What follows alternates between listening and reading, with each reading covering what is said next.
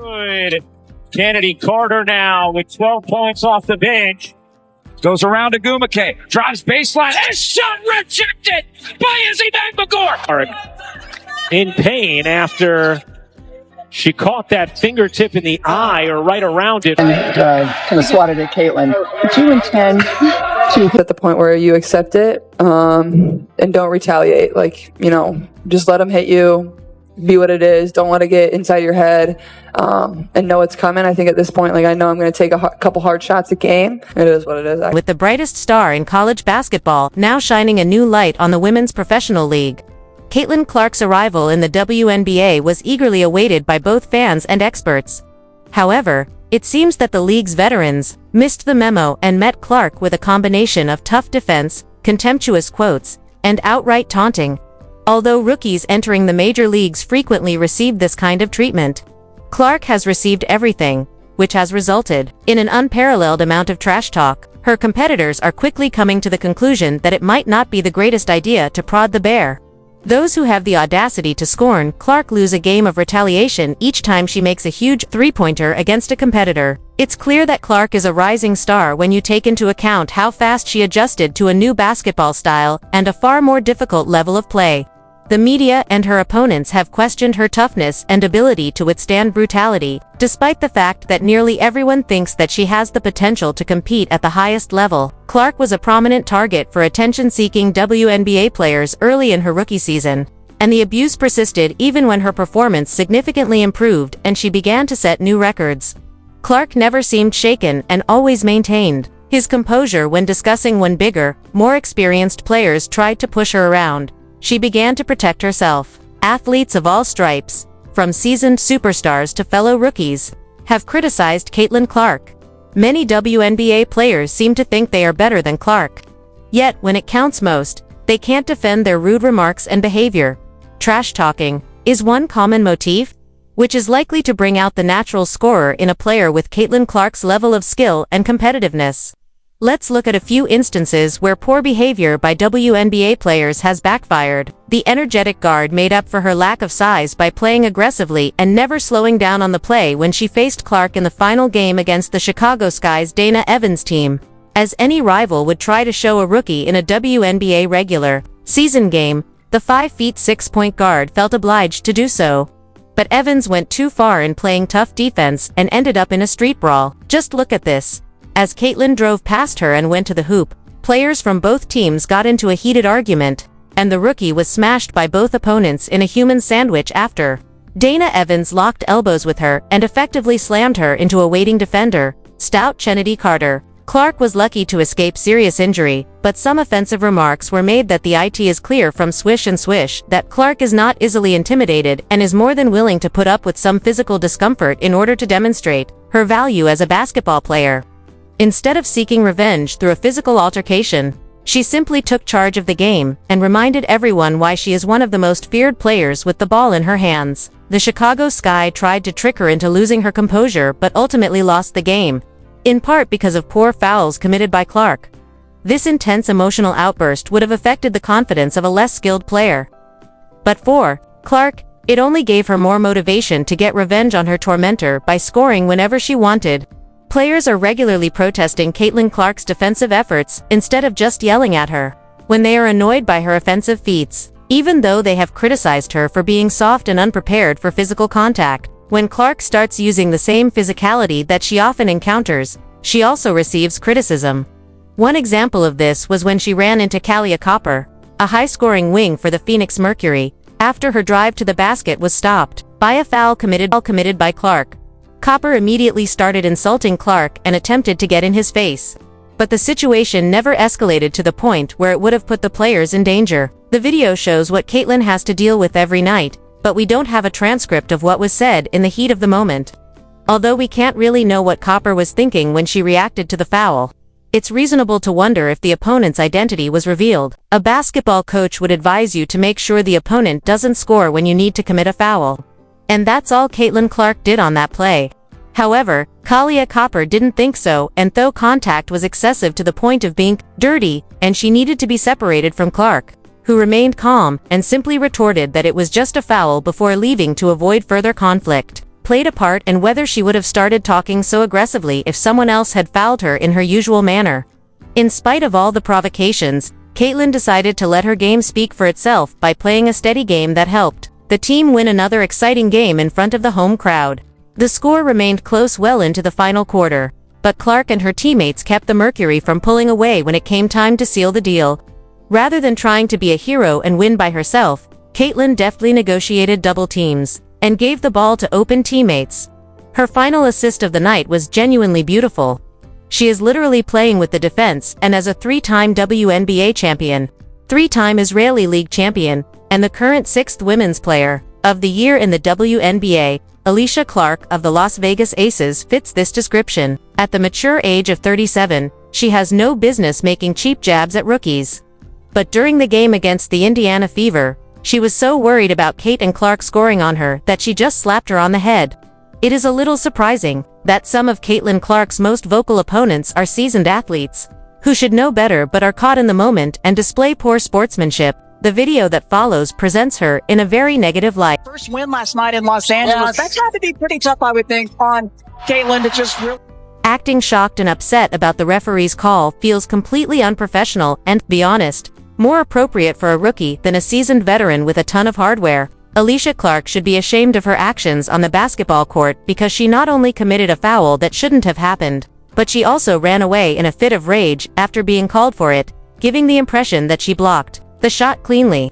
This is complete nonsense, as you can actually see Caitlin's head moving back and forth after the impact. So Alicia had to be aware that she made contact. In her trophy case, it's hard to believe that she would have acted in such a manner had any other player been the target of her careless foul. But because there is a deep-seated animosity against her throughout the league, she couldn't just raise her hand and apologize after the fact. Alicia Clark does not appear to be street tough on the court. As you can see in the previous clip, Caitlin Clark took responsibility for the situation by making sure her eye was okay before going into a huddle to prepare for the continuation of play without drama or chasing. If they're going to pull the upset here, watch this screen. She made a pocket pass, but her repertoire of slick passes and deep shots was on full display. And she finished with a double-double again with 13 points and 11 assists. If anything, the foul helped her focus and wake up because she wasn't playing her best before she was hit. She then picked up the pace and started shooting the ball into the basket with much improved efficiency. Caitlin Clark's teammates attempted to slow down Clark's momentum during a game against the Indiana Fever with some roughhouse tactics. But it was insufficient to stop a loss to a dominant Aces team that is currently in second place in the Western Conference and features A.A. Wilson and last year's MVP. As a result, we cannot say that Caitlin Clark has fully avenged this foul just yet. One player in particular acted in a way that is unacceptable, even on AW, might need to update the graphic. Last year, guard Victoria Vivians, who had been dressed for the game, took offense at Clark's offensive assault and started yelling as the two were returning to defense after another deep three from Clark. It looked rather ugly. If it weren't for Vivian's teammates, who swiftly intervened to stop an escalation, things could have gotten even worse. The home crowd at Gainbridge Fieldhouse reacted quite negatively, loudly to Vivian's attempt to incite the local hero, but the fervor eventually died down. One person who wasn't particularly insensitive was Caitlin herself, who calmly left the commotion and went straight to her coach. The game became very one-sided because the incident happened in the second quarter, when Seattle was ahead by 6 points, and there was still plenty of time for Clark to rally her team and turn the tide of the game around, which she did admirably. Let's take a look at some of Caitlin's best moments from the matchup against Victoria, Vivians and the Seattle Storm. The Fever won by nearly 20 points. And although the first half was fought very closely, the outcome was never in doubt after Clark flipped the switch and lifted the team onto her shoulders. Clark did everything she could to control the game, even though she started much lower in the standings than Seattle. She did this by driving to the basket, shooting from several feet behind the three-point line, and making shrewd defensive plays that resulted in steals. In the end, Clark finished with 23 points and 9 assists, while the Vivians scored 0 points in 9 minutes. To tell Storm players not to try to change Caitlin's mind. But it's unclear if they learned the lesson, because the two teams are in different conferences and have no games left in the regular season. So their next meeting is likely to be in the following season. Diana Taurasi, one of the most successful women's basketball players and a legendary playmaker who has raised the standard for point guard play in her generation. Has won 3 WNBA titles and an MVP award, but she still seems to have the right to comment on anything in the game that she thinks deserves her attention. She must keep in mind that she is nearing the end of her illustrious career and that she can't hold the mantle for very long. Her reaction to the arrival of a highly anticipated rookie class led by Caitlin Clark was understandable. But the mojo Tacey is displaying doesn't really match her actual skills at this point. Here's how she welcomed the young phenom to the league during her media appearances prior to the start of the WNBA season. Reality is coming. Okay. There's levels to this thing. That's just life. We all went through it. Of course. And you see it on the NBA side, and you're going to see it on this side, where, you look superhuman playing against 18-year-olds, but you're going to... Diana's comments don't very hurtful. But she is sure that she is still far better than the rookie. At 42, she isn't exactly in a position to threaten young players with a dose of reality. But 10 years ago, when Tacey was at her best, this might have been the case. A few months later, Diana Taurasi had the chance to play a direct match against Caitlin Clark on the basketball court, but things didn't go as planned. Caitlin Clark narrowly missed a triple-double with 15 points, 12 assists, and 9 rebounds in their first official WNBA meeting, which ended in an Indiana Fever Squad victory. But Tacey scored 19 points for the Phoenix Mercury. She basically had to take back her comments after failing to lead her team to victory. Despite Mercury's animosity toward Caitlin Clark, her skill was clear, and her assist total indicates that she stayed out of a personal conflict with her teammates whenever the defense overreacted to her shooting threat. One of the players who willingly adopted the villain role in this battle of nerves is Chelsea Carter, a tough and uncompromising player who loves to be the enforcer for her team and sometimes goes too far in her desire to deter opponents from going into the paint. Although Carter is a gifted basketball player, her antics usually overshadow her skill and garner media attention. For one of the most blatant examples of unsportsmanlike behavior against the rookie is her egregious foul on Caitlin Clark during a dead ball, which has been widely talked about for all the wrong reasons. Let's take another look at that famous tape. The question is, will they call it unnecessary? Kennedy Carter. You can't just rationalize it with any rational explanation because it's not even a basketball play. It looks like an obvious attempt at physical intimidation, which isn't something we see very often on basketball courts in men's or women's competition these days.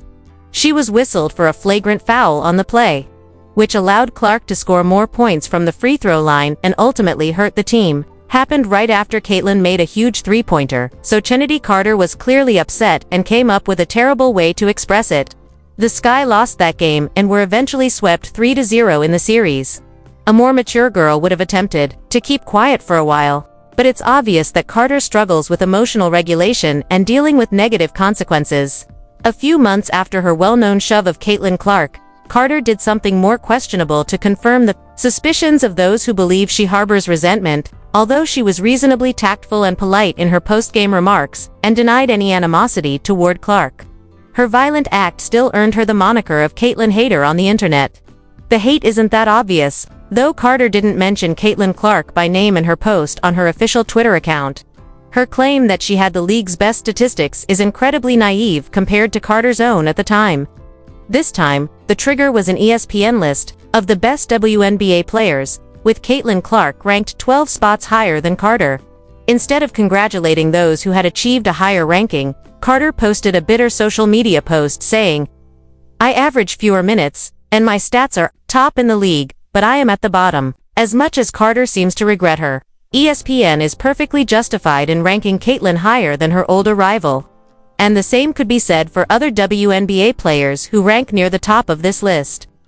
Caitlin averages 17.9 points, 2.8 assists, and 1.4 steals per game, compared to Clark's 17.9 points.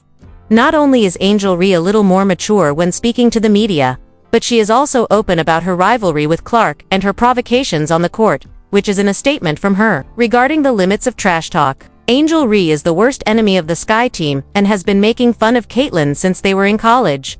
The two are competing for the Rookie of the Year award, which adds another level of intrigue to a long-running soap opera.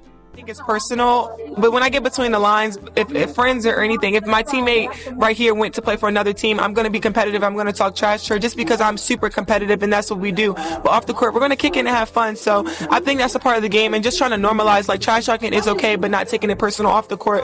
And obviously that has become a thing, and people are just trying to... Okay, so that makes some sense, or it would have changed the conversation. But she didn't, and she committed a blatant foul during a game against Caitlin Clark that made the media go crazy. The foul was, admittedly, within the game's flow, but it still gave Caitlin another blow to the head. And we can see how we wonder if Caitlin mentally noted that she had a debt to pay. But she was unfazed and continued as if nothing had happened, adjusting her headband and giving her coach a high five. Transgression occurred. So you can determine for yourself if Angel's usual hatred of the Indiana guard was the driving force. She attacked the next game against Chicago with a little more vigor and almost pulled off a triple-double with 23 points, 9 assists, and 8 rebounds. Let's take a look at Clark's highlights from this game, which the Fever ended up winning. As you can see, there is plenty of evidence that trash talking worked. Has ice in her veins and doesn't waste time reflecting on the insults and abuse she has endured from her opponents. She has defended herself and discredited many of her critics without ever referencing her past performance during challenges. And Clark is likely to continue to face occasional incidents like the ones we just discussed. Her approach to silence critics is perfect and will eventually succeed. She just needs to keep making those ridiculous shots and winning important games. WNBA players will eventually realize they are playing with fire when they act in a way that enrages Caitlin Clark.